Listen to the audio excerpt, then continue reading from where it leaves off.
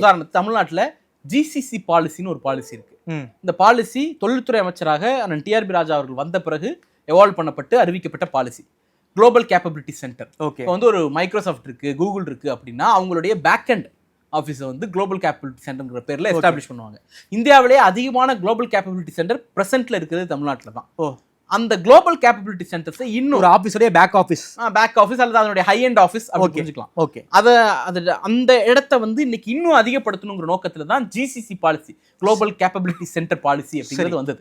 இது என்ன சொல்லுது அப்படின்னா, இப்போ நீங்க ஒரு ஜிசிசி நிறுவனத்தை இங்க தொடங்கணும் அப்படின்னு முடிவெடுத்தீங்கன்னா உங்களுக்கு வந்து 1 லட்சம் ரூபாய்க்கு மேல ஊதியம் கொடுக்கக்கூடிய ஒரு வேலை வாய்ப்பை நீங்கள் உருவாக்கினால் 30% சம்பள மானியம் அரசு கொடுத்துரும். யாருக்கு? நிறுவனத்துக்கு. ஓகே, நீங்க 10 பேருக்கு 1 லட்சம் ரூபாய்க்கு மேல சம்பளம் கொடுக்குறீங்கன்னா முதல் ஆண்டில் 30,000 ரூபாய் ஒவ்வொருத்தருக்கும் அரசாங்கம் கொடுத்துரும். சரி. 2வது ஆண்டு 20,000 ரூபாய் அரசாங்கம் கொடுத்துரும், 20%. ஓகே. 3வது ஆண்டு 10,000 ரூபாய் அரசாங்கம் கொடுத்துரும், 10%. அது 6 லட்சம் ரூபாய் ஜாபா இருந்தா அதுக்கு ஏத்த மாதிரி பெர்சன்டேஜ்ல இன்க்ரீஸ் ஆயிடும். அப்போ ஒரு குளோபல் கேப்பபிலிட்டி சென்டர் ஆந்திரா முன்னாடி இருக்கு, தமிழ்நாடு முன்னாடி இருக்கு, எல்லாமே ஈக்குவலண்டா இருக்கு. எனக்கு இது ஒரு அட்வான்டேஜ். ஜிசிசி பாலிசியில சம்பள மானியம் அரசு கொடுக்குதுன்னா எனக்கு ஒரு 3 வருஷத்துக்கு அட்வான்டேஜ். அப்போ ஆட்டோமேட்டிக்கா அவங்களுடைய தேர்வு தமிழ்நாடா இருக்க போகுது. ஓகே, ஆந்திராவை தமிழ்நாடு தான் அவங்க சூஸ் பண்றாங்களா?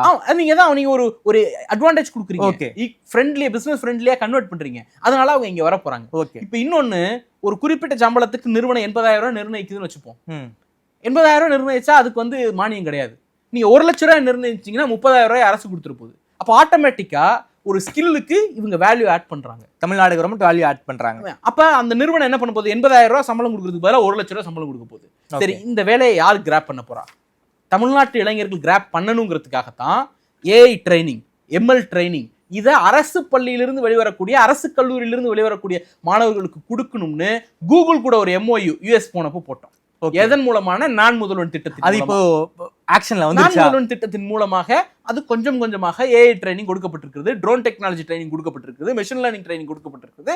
ஃபுல் ஃபிளெஜ்டா வரும்பொழுது எல்லா மாணவர்களும் அந்த ட்ரைனிங் எடுக்கப்படும். சரி, இப்ப நான் முதல்வன்கிற ஒரு திட்டத்தின் மூலமா மட்டும் 3,28,000 பேர் கடந்த 2 ஆண்டுகள்ல வேலை வாய்ப்பு பெற்றிருக்கிறார்கள். இப்படி ஒவ்வொரு செக்டாரா எடுத்தோம் அப்படின்னா அது பல லட்சம் வேலை வாய்ப்புகளாக எஸ்டாப்ளிஷ் ஆகும். ஓகே, இப்போ வேலை வாய்ப்பையும் அவங்க உருவாக்கியிருக்கிறோம். இது எல்லாத்தையும் ரொம்ப கவனிக்க வேண்டிய ஒரு விஷயம்.